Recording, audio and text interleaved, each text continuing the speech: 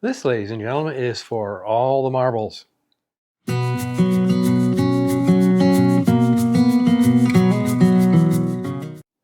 Welcome back to the shop on the channel. I've done other videos showing the CNC running, but not quite like this. So I thought I'd do a video about running the CNC to cut the mortises in the table for the floor loom. And this is different because, okay, my work surface on this CNC is 12 by 24 inches. My workpiece is 31.5 by 11.5. But where everything needs to be cut is within that 24 by 12 inch margin. So I can clamp it on the table, but I can't really do it well. I'll show you in a minute what I did. But these are the mortise and tenons. Well, these are mortises, mortises here. This is a through cut, but all the rest are going to be mortises that I'm going to cut into the top. But this piece here is 12 by 24, so all the cuts are within 12 by 24. So what did I do? Come on down. Since I can't clamp it to the front of the table because it's buried under this overhang, what I did is I had to mount T-tracks along the side. And what I did was I mounted some wood pieces of wood into the side tracks, which they have side tracks on these on the table base, and then I mounted these T-tracks along here, and I have T-bolts and the knobs and a piece of wood going across. So I've marked a line. By the way, the start line for these cuts is actually 5 inches from the front to here. This is actually 5 inches from the front of the actual piece of wood. So that's where my datum is. That's where everything starts from. And well, as far as mounting it on the table is concerned. And I piece of maple across here, clamp down to these two T-tracks on either side to hold the front down. Now the back is a different story.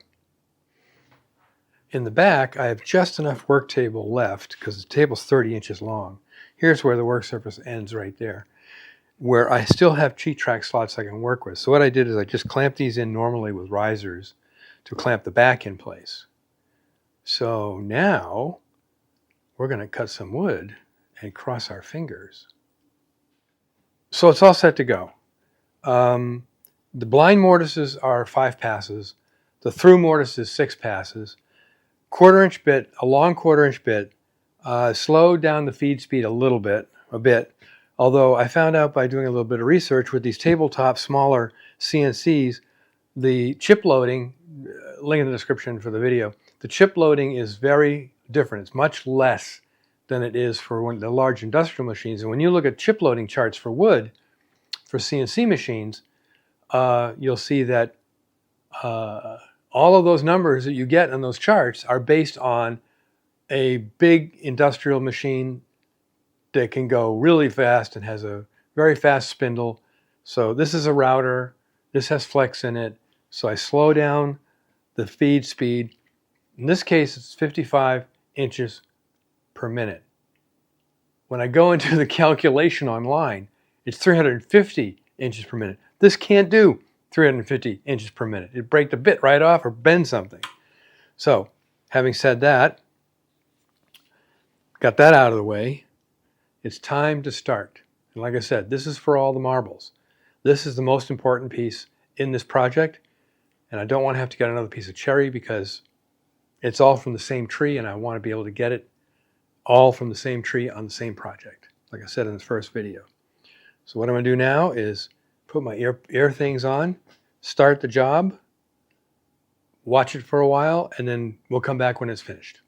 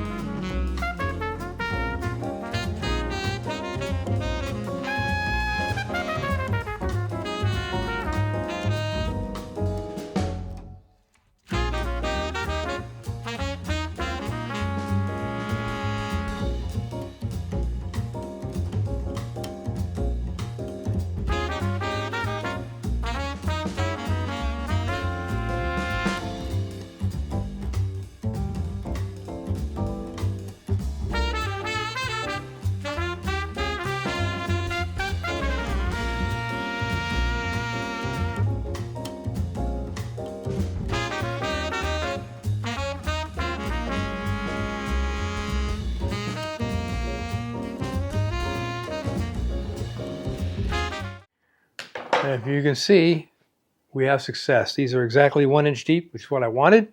This is exactly all the way through, is the way I wanted. I should have done, there's a thing you can do in a CNC machine, and that's do a final pass.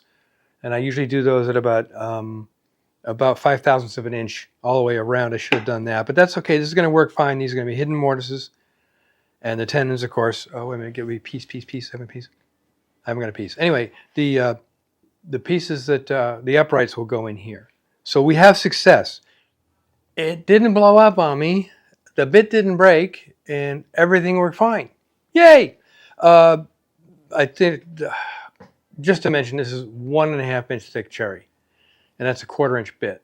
It's carbide, of course. It's coated. It's probably been used only about 5 times, so it's good. So let's get this out of here and take a good look at it. There it is.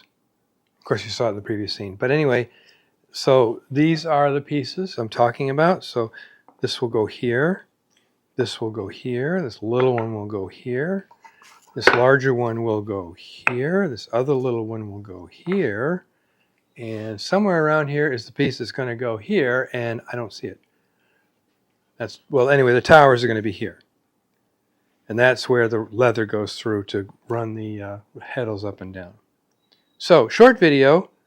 Watch me cringe, get excited, get fearful, but it all paid off. It worked out very, very well.